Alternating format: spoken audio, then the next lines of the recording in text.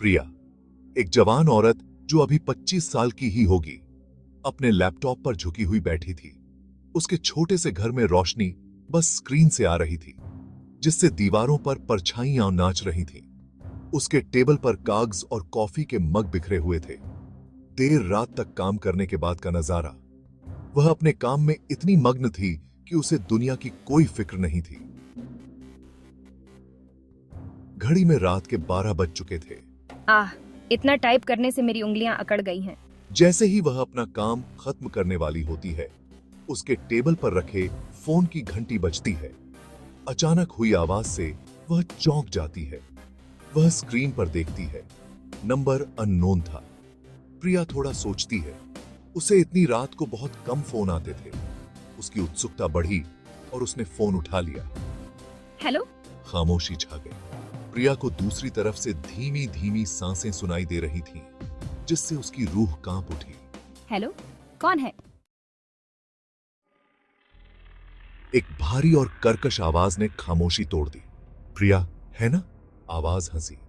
एक खौफनाक आवाज, जिससे उसकी रियर एज की हड्डी में सिहरन दौड़ गई। प्रिया का दिल तेजी से धड़कने लगा। इस अजनबी को उसका नाम कैसे पता? डर ने उसे अपनी चपेट में ले लिया और वह अपनी आवाज खोजने लगी। आप कौन हैं?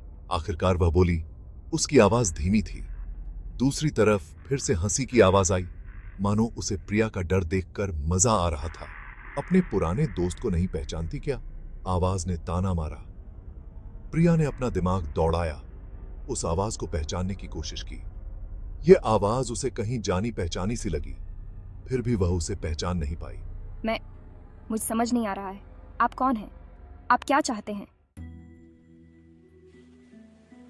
दूसरी तरफ से आवाज आती रही।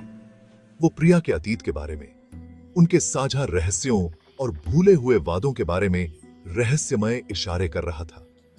प्रिया हैरान होकर चुपचाप सुनती रही। उसका खून ठंडा पड़ रहा था। यह अजनबी जो बातें जानता था, वे बहुत ही निजी थीं। ऐसी बातें जो उसने केवल अपने सबसे करीबी दोस्तों से ही शेयर की थीं। उसके अंदर घबराहट फैल गई। क्या यह कोई पुराना सहपाठी हो सकता है, जिसे वह मुश्किल से ही याद करती हो? या उससे भी बदतर, कोई ऐसा व्यक्ति जिसे उसने अतीत में चोट पहुंचाई हो और जो अब बदला लेने के लिए वापस आया हो? ऐसा लग रहा था कि आवाज उसके साथ खेल रही है, उसके बढ़ते डर और उलझन का मजा ले रही है। प्रिया ने कांपते हाथों से फोन काट दिया। उसके पेट में घबराहट होने लगी। अपार्टमेंट अचानक छोटा और घुटन भरा लगने लगा। उसने कमरे के कोनों में पड़ रही परछाइयों को देखा। उसके दिमाग में अनदेखे लोगों के चित्र उभरने लगे।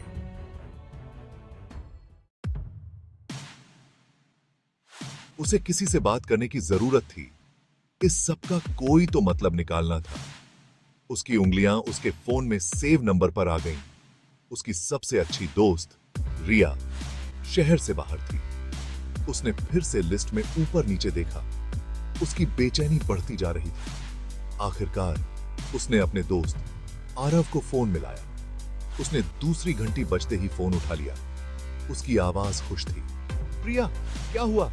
बहुत देर हो गई है। प्रिया ने उसकी बात काट दी। उसके शब्द तेजी से बाहर निकल रहे थे। उसने उसे फोन कॉल, अजनबी की आवाज और अजीब सी पहचान के बारे में बताया। आरव धैर्य से सुनता रहा। प्रिया की परेशानी बढ़ती देख उसका मजाक उड़ाना बंद हो गया। उसने कॉल को तर्क संगत बनाने की कोशिश की, यह कहते हुए कि यह एक शरारत या गलत नंबर होगा। लेकिन उसकी बातों से प्रिया की घबराहट कम नहीं हुई। कुछ तो गड़बड़ थी। वह इसे अपने अंदर महसूस कर सकती थी। आरव के साथ फोन रखने के बाद अपार्टमेंट में सन्नाटा और भी भयानक लग रहा था। फर्श के तख्तों की हर आहट, उसके दरवाजे के बाहर की हर सरसराहट से उसकी धड़कनें तेज हो गईं। मुझे अपना ध्यान भटकाने की जरूरत है। उसने खुद को विचलित करने की कोशिश की। बैकग्राउंड में आवाज के लिए टीवी ऑन कर दिया, लेकिन खुद पर नजर रखे जाने का एहसास दूर नहीं कर पाई। फोन फिर से बजा। अचानक आई तेज आवाज से वह चौंक गई। वह उसे घूरती रही। उसका दिल तेजी से धड़क रहा था। स्क्रीन पर वही अननोन नंबर फ्लैश हो रहा था। हेलो। तुम्हें किसी को नहीं बताना चाहिए था, आवाज फुसफुसाई। एक ठंडी, खतरनाक आवाज। प्रिया के पेट में डर समा गया। अजनबी को पता था कि उसने आरव को फोन के बारे में बताया था। प्रिया का खून ठंडा पड़ गया। उसे अब यकीन हो गया था कि यह कोई मजाक नहीं है। कोई उसे देख रहा था, उसके साथ खिलवाड़ कर रहा था। लेकिन कौन और क्यों? जवाब की तलाश में प्रिया ने कॉल करने वाले से बात करने की कोशिश की, इस उम्मीद में कि उसे उसकी पहचान का कोई सुराग मिल जाए। तुम कौन हो? तुम मुझसे क्या चाहते हो?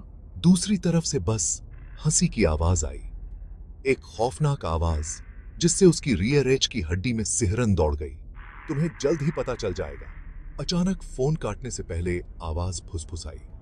प्रिया अपने हाथ में फोन पकड़े खड़ी रही। उसका दिमाग दौड़ रहा था। यह कौन था जो उसे इतनी अच्छी तरह जानता था, फिर भी एक अजनबी था। अगले कुछ दिन प्रिया के लिए बहुत ही तकलीफदेह थे। रहस्यमय कॉल करने वाला उसे परेशान करता रहा, अजीब और गरीब समय पर फोन करता, उसके अतीत के बारे में रहस्यमय इशारे करता, उसे डराता और भ्रमित करता रहा। मुझे नींद नहीं आती थी। मेरे सपने अजनबी की आवाज से डरावने हो गए थे। मेरा काम खराब होने लगा। मेरा ध्यान अब डर और वहम से बिखर गया था। मैं खुद को देखे जाने, हर पल मेरा पीछा करने वाली अनदेखी निगाहों का एहसास दूर नहीं कर पा रही थी। उसका एक समय का सुरक्षित और जाना पहचाना अपार्टमेंट अब उसे जेल जैसा लगने लगा था, जो उसे घेरे हुए था। हताश होकर प्रिया ने अपनी सबसे अच्छी दोस्त रिया, जो अभी अभी अपनी ट्रिप से लौटी थी, को सब बताने का फैसला किया। रिया, जो शुरुआत में संशय में थी, प्रिया का पीला चेहरा और घबराहट देखकर दंग रह गई। रिया, तुम्हें मेरा विश्वास करना होगा। ये एक बुरे सपने जैसा है। फोन, मैसेज, मैं अब और सहन नहीं कर सकती। प्रिया, मैं देख सकती हूँ कि तुम कितनी डरी हुई हो। हम इसका पता लगाएंगे, ठीक है? दोनों ने मिलकर स्टॉकर का सामना करने का फैसला किया। उन्होंने नंबर को ट्रेस किया तो पता चला कि यह मीलों दूर एक पब्लिक फोन बूथ का था। कॉल करने वाले की पहचान जानने की उनकी आखिरी उम्मीद भी खत्म हो गई। जब मुझे लगा कि अब मैं और बर्दाश्त नहीं कर सकती, तो फोन फिर से बजा। इस बार दूसरी तरफ से आवाज साफ थी। उसमें वह कंपाहट नहीं थी जिसने मुझे डरा दिया था। और इस बार मैंने आवाज को तुरंत पहचान लिया। सिया? क्यों सिया? तुम ऐसा क्यों कर रही हो? सिया, कॉलेज की उसकी पुरानी दोस्त, जिस पर उसने कभी अपनी जान छिड़कती थी। सिया की आवाज, जो कभी हंसी और गर्मजोशी से भरी होती थी, अब कड़वाहट और नाराजगी से भरी हुई थी। उसने प्रिया को एक समय सालों पहले की याद दिलाई, जब प्रिया अपनी परेशानियों में उलझी हुई थी और सिया के लिए एक निजी संकट के समय उसके साथ खड़ी नहीं हो पाई थी। सिया ने खुद को अकेला महसूस किया था। उस व्यक्ति ने उसे धोखा दिया था जिस पर उसे भरोसा था। तुमने मुझे उस समय अकेला छोड़ दिया था जब मुझे तुम्हारी सबसे ज्यादा जरूरत थी प्रिया। शरारत भरे फोन, रहस्यमय संदेश, जो डर मैंने तुम में बिठाया, ये सब बदला लेने का एक खेल था। प्रिया सुनती रही।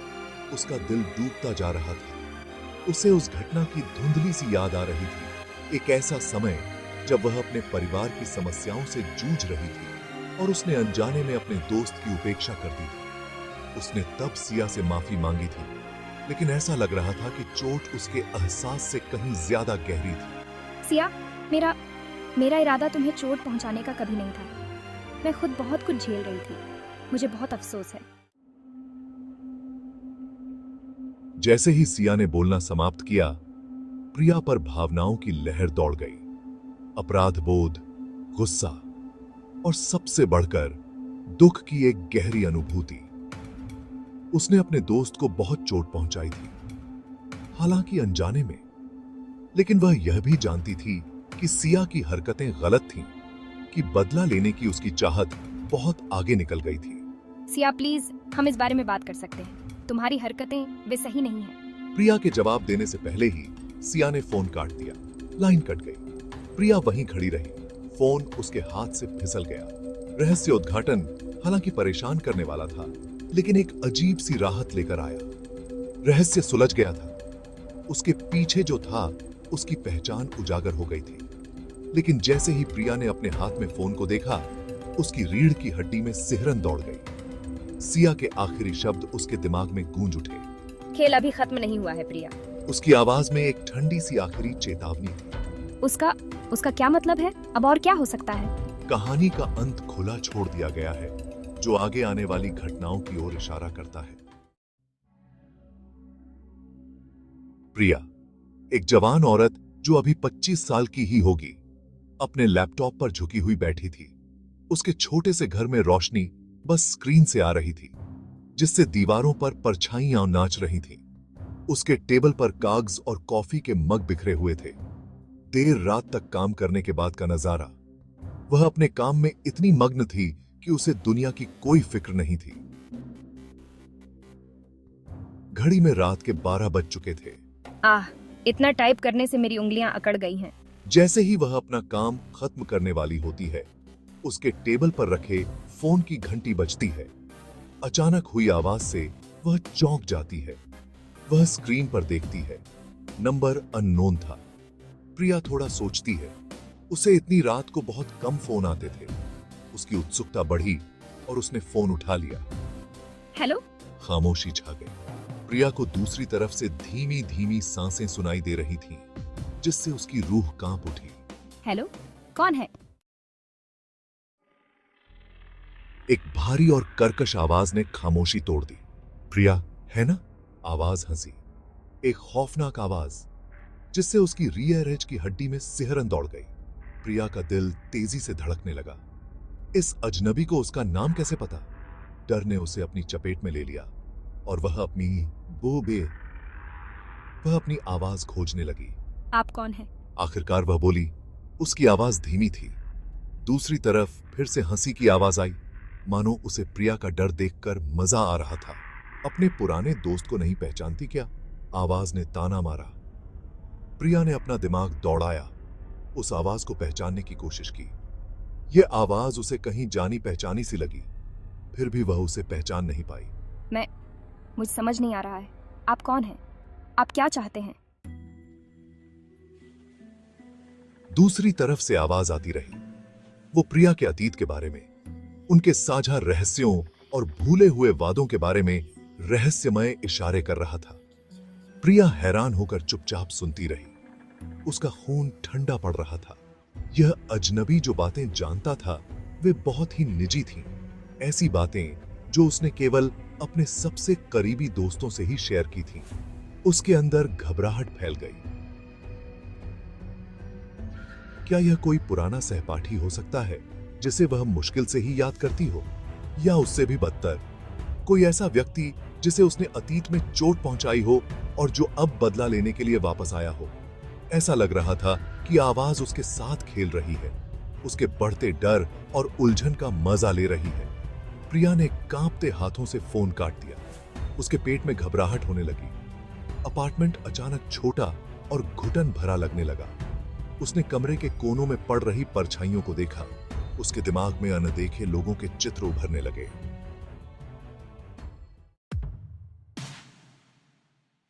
उसे किसी से बात करने की जरूरत थी। इस सब का कोई तो मतलब निकालना था। उसकी उंगलियां उसके फोन में सेव नंबर पर आ गईं। उसकी सबसे अच्छी दोस्त रिया शहर से बाहर थी। उसने फिर से लिस्ट में ऊपर नीचे देखा। उसकी बेचैनी बढ़ती जा रही थी। आखिरकार उसने अपने दोस्त आरव को फोन मिलाया। उसने दूसरी घंटी बजते ही फोन उठा लिया। उसकी आवाज खुश थी। प्रिया, क्या हुआ?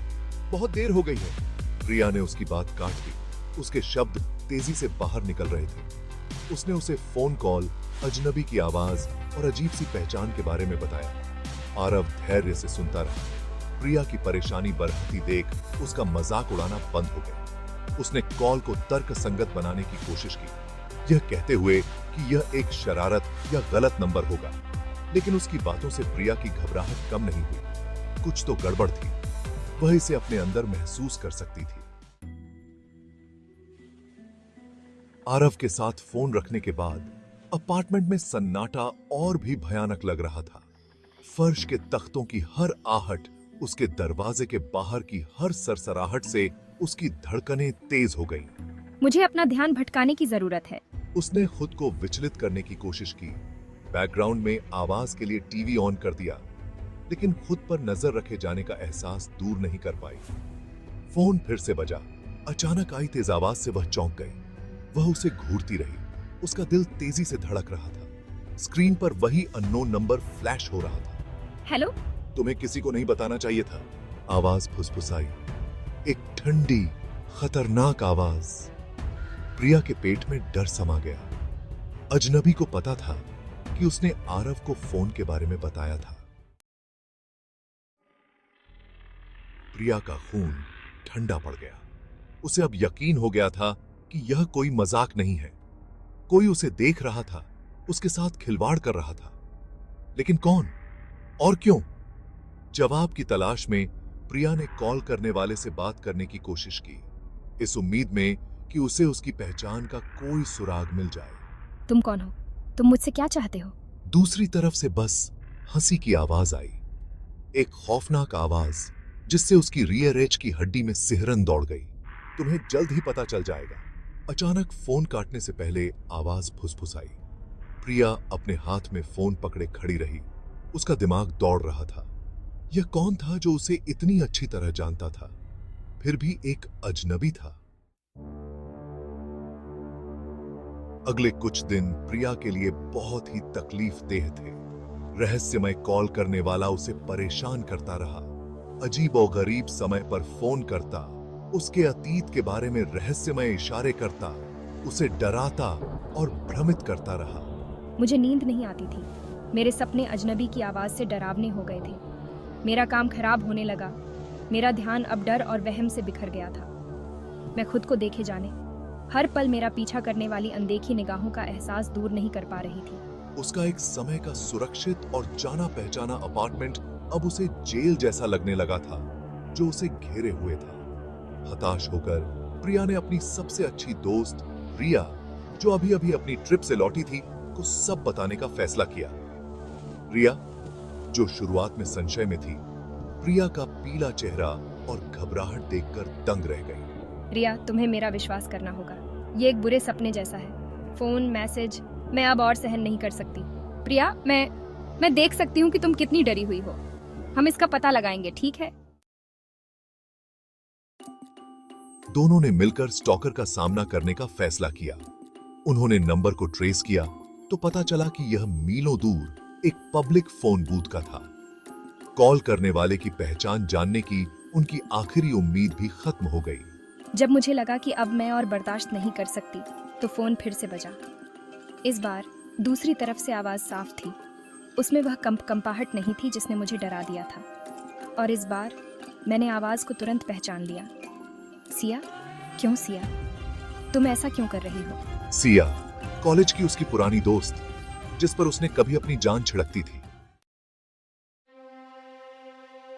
सिया की आवाज, जो कभी हंसी और गर्मजोशी से भरी होती थी, अब कड़वाहट और नाराजगी से भरी हुई थी। उसने प्रिया को एक समय सालों पहले की याद दिलाई, जब प्रिया अपनी परेशानियों में उलझी हुई थी और सिया के लिए एक निजी संकट के समय उसके साथ खड़ी नहीं हो पाई थी। सिया ने खुद को अकेला महसूस किया था। उस व्यक्ति ने उसे धोखा दिया था जिस पर उसे भरोसा था। तुमने मुझे उस समय अकेला छोड़ दिया था जब मुझे तुम्हारी सबसे ज्यादा जरूरत थी प्रिया। शरारत भरे फोन, रहस्यमय संदेश, जो डर मैंने तुम में बिठाया, ये सब बदला लेने का एक खेल था। प्रिया सुनती रही। उसका दिल डूबता जा रहा था। उसे उस घटना की धुंधली सी याद आ रही थी। एक ऐसा समय जब वह अपने परिवार की समस्याओं से जूझ रही थी और उसने अनजाने में अपने दोस्त की उपेक्षा कर दी थी। उसने तब सिया से माफी मांगी थी, लेकिन ऐसा लग रहा था कि चोट उसके एहसास से कहीं ज्यादा गहरी थी। सिया, मेरा इरादा तुम्हें चोट पहुंचाने का कभी नहीं था। मैं खुद बहुत कुछ झेल रही थी। मुझे बहुत अफसोस है। जैसे ही सिया ने बोलना समाप्त किया, प्रिया पर भावनाओं की लहर दौड़ गई। अपराध बोध, गुस्सा और सबसे बढ़कर दुख की एक गहरी अनुभूति। उसने अपने दोस्त को बहुत चोट पहुंचाई थी, हालांकि अनजाने में, लेकिन वह यह भी जानती थी कि सिया की हरकतें गलत थीं, कि बदला लेने की उसकी चाहत बहुत आगे निकल गई थी। सिया प्लीज, हम इस बारे में बात कर सकते हैं। तुम्हारी हरकतें वे सही नहीं है। प्रिया के जवाब देने से पहले ही सिया ने फोन काट दिया। लाइन कट गई। प्रिया वहीं खड़ी रही। फोन उसके हाथ से फिसल गया। रहस्य उद्घाटन हालांकि परेशान करने वाला था, लेकिन एक अजीब सी राहत लेकर आया। रहस्य सुलझ गया था। उसके पीछे जो था उसकी पहचान उजागर हो गई थी।